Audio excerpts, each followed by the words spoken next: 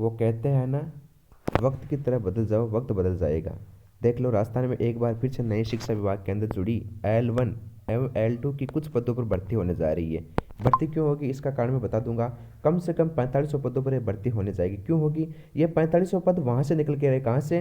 कि L1 एवं L2 Kanharam जी जो आईएएस थे, जिन्होंने अभी अभी फिलहाल 2023 के अंदर थर्ड ग्रेड शिक्षक जो 48,000 पदों पर भर्ती हुई थी, इनकी ज्वाइनिंग करवाई थी। तब इनका सेटअप माध्यमिक में करवा दिया। मतलब कुछ टीचर्स ऐसे थे जिनका सेटअप माध्यमिक के अंदर करवा दिया, कुछ का प्राइमरी के अंदर, कुछ का अपर प्राइमरी के अंदर। इसका मतलब क्या होगा कि L1 और L2 की जो वैकेंसी है, इसका संबंध ओनली फॉर प्रारंभिक विभाग से है। कौन से विभाग से? प्रारंभिक विभाग से इनका संबंध है। तो क्या है कि जो भी सेटअप, माध्यमिक सेटअप में जो भी टीचर गए, इनको वापस कौन से विभाग में लाना पड़ेगा? L1 एवं L2, मतलब कि 1 से 5 तक और 6 से 8 तक विभाग में वापस लाना पड़ेगा। तो इसका मतलब क्या, जब ये सेटअप चेंज किया जाएगा, वर्तमान में जो सरकार है ये सोच रही है कि अपन ये सेटअप चेंज करेंगे। जब ही ये सेटअप चेंज किया जाएगा, सेटअप चेंज करने के तुरंत बाद कम से कम 4500 पद खाली होंगे। कितने पद खाली होंगे? 4500 पद खाली होंगे। तो इसका मतलब क्या हुआ कि आगामी वर्ष में 2024, ये जो सत्र चल रहा है, इनके अंदर 24-25 ऐसा मान लीजिए, इस सत्र के अंदर आपको L1 एवं L2, मतलब कि कहने का तात्पर्य यह है कि थर्ड ग्रेड वैकेंसी देखने को मिलेगी। दूसरी बात, 2025 और 26 के अंदर बहुत सारे शिक्षक ऐसे हैं, समथिंग मान लीजिए 1992 से जो पहले वाले जो जितने भी शिक्षक लगे, वो सारे के सारे रिटायरमेंट होने के कगार पर है। सारे के सारे क्या है? रिटायरमेंट होने के कगार पर है। इसका मतलब वैकेंसी कन्फर्म आएगी और बहुत बड़ी संख्या में आएगी। कम से कम माने तो 4500 पदों पर तो वैकेंसी आराम से आएगी।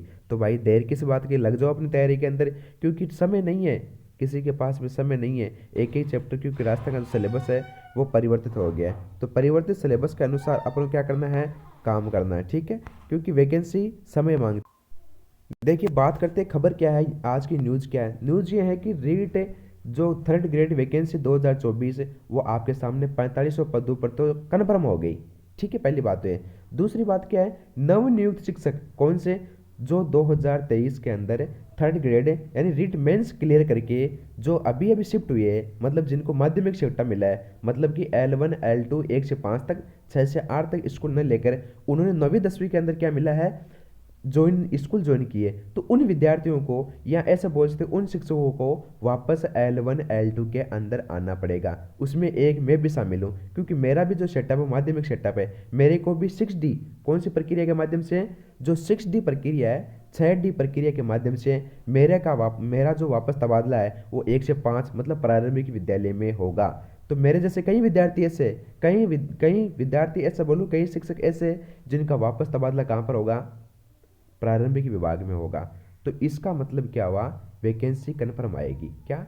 ठीक है, वैकेंसी कन्फर्म आएगी। ठीक है, वैकेंसी को लेकर सीरियस रहना, तैयारी अपने सीरियस ढंग से करनी है, क्योंकि समय है ये बहुत ही कम है। ठीक है, आपको ये बहुत बड़ा सौभाग्य हो कि आपको तुरंत राजस्थान में 3-3 भर्तियां लगातार कंटिन्यू जो रिट के अंदर मिल रही है। क्या फिर से प्रारंभिक स्कूल ज्वाइन करना पड़ेगा? ये बात उन विद्यार्थियों के लिए है, कौन से विद्यार्थी? या उन शिक्षकों के लिए है जिन्होंने 6D के माध्यम से जो माध्यमिक सेटअप लिया है, उनको फिर से प्रारंभिक विद्यालय ज्वाइन करना पड़ेगा। अब इसका यह मतलब नहीं, कन्फर्म नहीं कर सकते कि इनको पीओ स्कूल वहीं रहेगी या उसके अलावा दूसरे डिस्ट्रिक्ट, मेरे ख्याल से दूसरा डिस्ट्रिक्ट तो नहीं जाना पड़ेगा, लेकिन वो उस जो पीओ स्कूल है उसके अंदर ही मेरे ख्याल से एडजस्ट करना होगा। या फिर जो उनका ब्लॉक है, जैसे मान लो कि मैं जाइल ब्लॉक के अंदर हूँ, तो मेरे को जाइल ब्लॉक के जो प्रारंभिक विद्यालय है उनमें कहीं दूसरी जगह शिफ्ट कर देंगे। या फिर ऐसा हो सकता है कि जो प्रारंभिक जो भी विद्यालय है, ठीक है, जायल के अंदर जो भी प्रारंभिक विद्यालय सपोज करिए, उनमें जो मेरा पीओ स्तर है, जैसे मेरे पिया जीएसएस आंवलिया सर लगता है, इस जीएसएस जो आंवलिया सर है, इनके अंडर में 9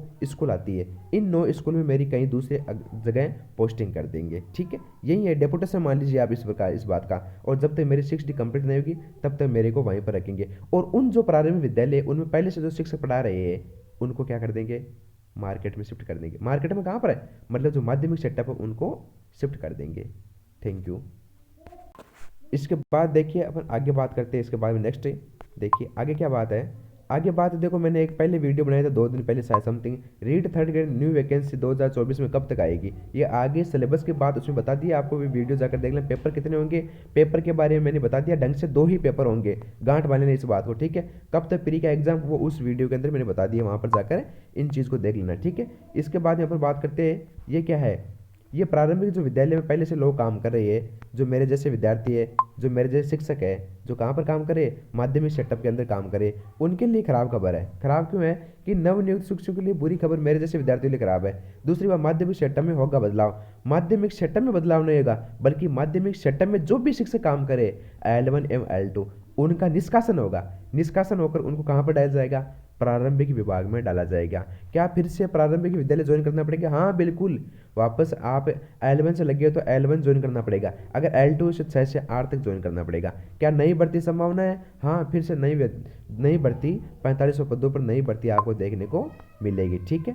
इसके बाद में ये आज की न्यूज़ है, ये जो आशीष मोदी है, जो भीलवाड़ा के पहले कलेक्टर हुआ करते थे, बहुत ही अच्छे आदमी है, अच्छे इंसान है। हमारे जो कान्हाराम जी IAS थे, इन्होंने जल्दीबाजी के अंदर क्या किया, माध्यमिक सेटअप है उनमें सेंट्रलाइज करके अपन जो विद्यार्थी 48,000 जो 48,000 जो विद्यार्थी थे, या जो नवनियुक्त कार्मिक थे, शिक्षक थे, इनको माध्यमिक सेटअप में भी क्या दे दी गई थी, ज्वाइनिंग करवाई गई थी, ज्वाइनिंग दे दी गई थी जल्दीबाजी के अंदर। लेकिन आशीष मोदी चाहते हैं और सीताराम जी जाट चाहते हैं कि अब विभाग अलग अलग हो गया, मतलब प्रारंभिक विभाग अलग हो गया और माध्यमिक शिक्षा विभाग अलग हो गया।